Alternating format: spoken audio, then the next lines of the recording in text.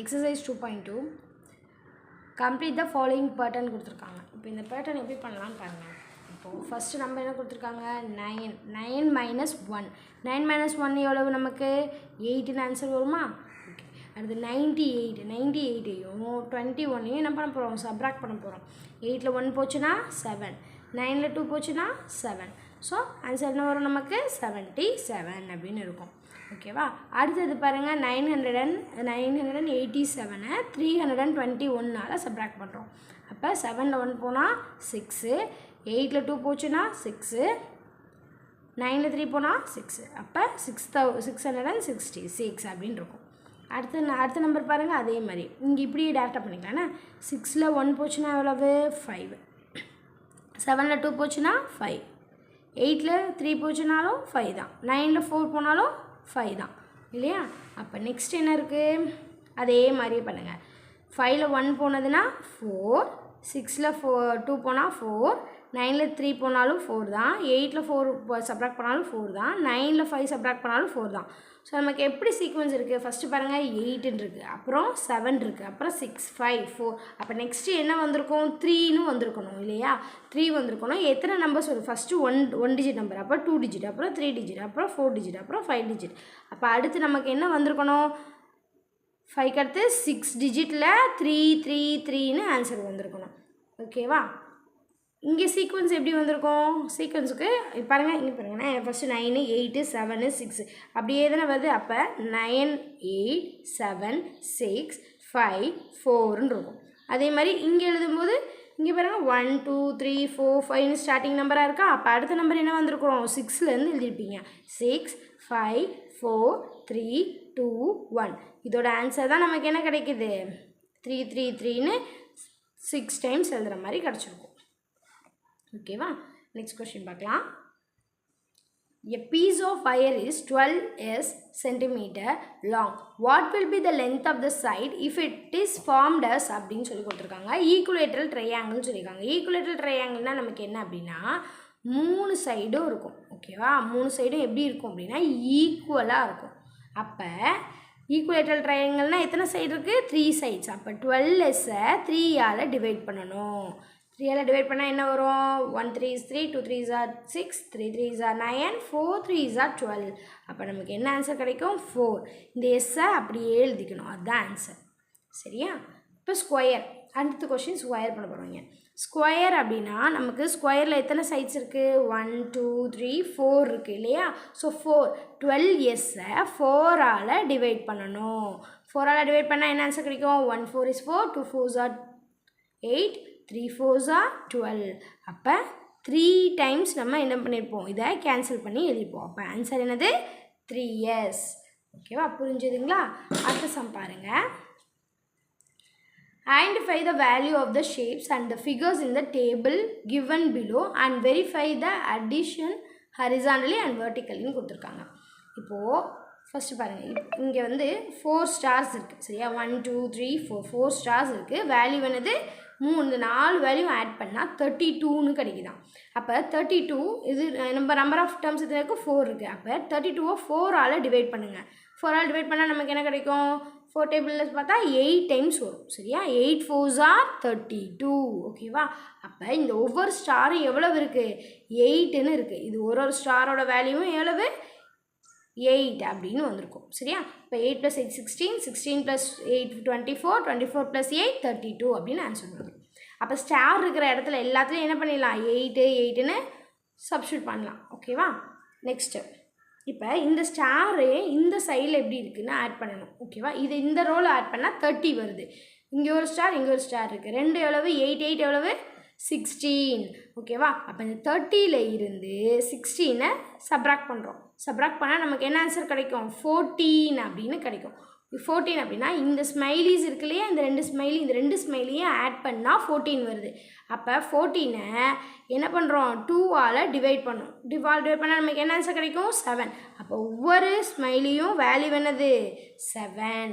அப்போ ஸ்மைலி இருக்கிற எல்லா இடத்துலையும் என்ன பண்ணிடலாம், நம்ம இப்போ 7ன்னு போட்டுடலாம். ஓகேவா? அதே மாதிரி நெக்ஸ்ட் ஸ்டெப் பாருங்கள். இப்போ இதில் 2 ஸ்டார் இருக்குது அடுத்த ரோவில். இங்கே 2ல் ட்ரையாங்கிள் இருக்குது. இது 4ஐயும் ஆட் பண்ணால் நமக்கு என்ன ஆன்சர் வருது? 36ன்னு வருது. ஓகேவா? 36ல் 16 சப்ராக்ட் பண்ணிடணும். ஓகேவா? சப்ராக்ட் பண்ணால் நமக்கு என்ன ஆன்சர் கிடைக்கும்? 20ன்னு கிடைக்கும். இப்போ 2 ட்ரையாங்கிளுக்கு 20 அப்படின்னா ஒரு ட்ரையாங்கிளோட வேல்யூ என்ன வரும்? 10ன்னு வந்திருக்கும். சரியா? ஒரு ட்ரையாங்கிளோட வேல்யூ 10. அப்போ ட்ரையாங்கிள் இருக்கிற இடத்துல எல்லாம் என்ன பண்ணிடலாம்? 10ன்னு போட்டுடலாம். நம்ம போட்டுட்டோமா?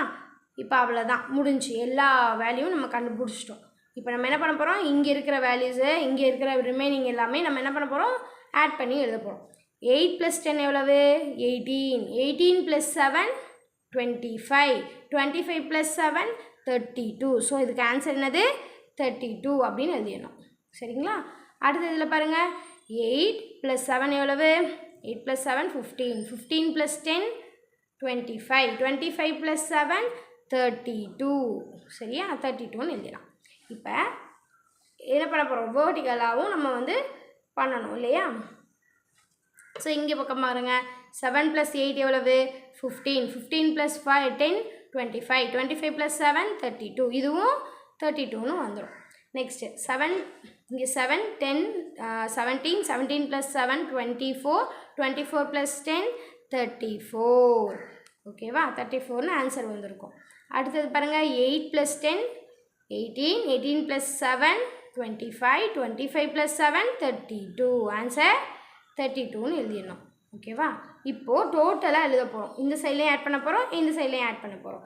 30 + 36 எவ்வளோ வரும் நமக்கு? 66. 66 + 32. 66ஐயும் 32ஐயும் ஆட் பண்ணால் நமக்கு என்ன கிடைக்கும்? 98ன்னு கிடைக்கும். 98 + 32. 98 + 32 நம்ம ஆட் பண்ணால் என்ன ஆன்சர் வரும்? 32 ஆட் பண்ணால் 10 1 130. ஸோ 130ன்னு இதுக்கு ஆன்சர் வரும். ஓகேவா? அதே மாதிரி இந்த சைடில் ஆட் பண்ணாலும் நமக்கு என்ன ஆன்சர் தான் வரும்? 113 தான் வரும். So both vertically and horizontal ரெண்டுமே ஈக்குவல் அப்படின்னு எழுதிடலாம். நெக்ஸ்ட் கொஸ்டின் பார்க்கலாம்.